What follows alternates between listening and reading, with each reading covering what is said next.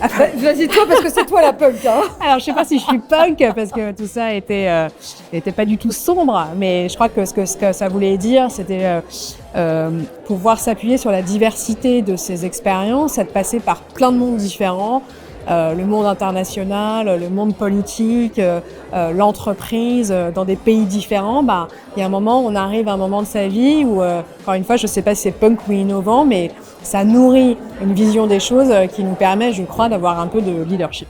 J'ose dire les choses, j'ose bouger les lignes et c'est ce que je demande à mes équipes. Et pour ça, pour être innovant, je pense qu'il faut dire à ces équipes qu'on ne leur en voudra pas. En fait, quand les patrons qui sont rancuniers, c'est les patrons dangereux.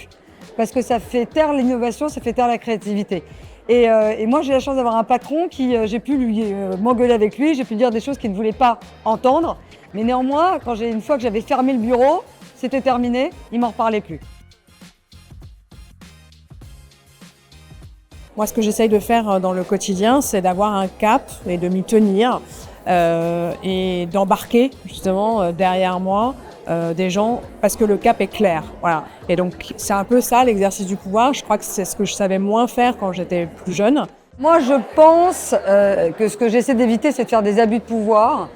Mais au final, quand on a le pouvoir, on a des responsabilités.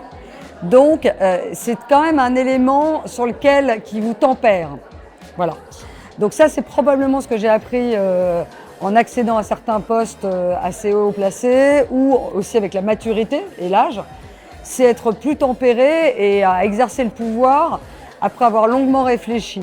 Enfin, quand le pouvoir, c'est l'art de la décision.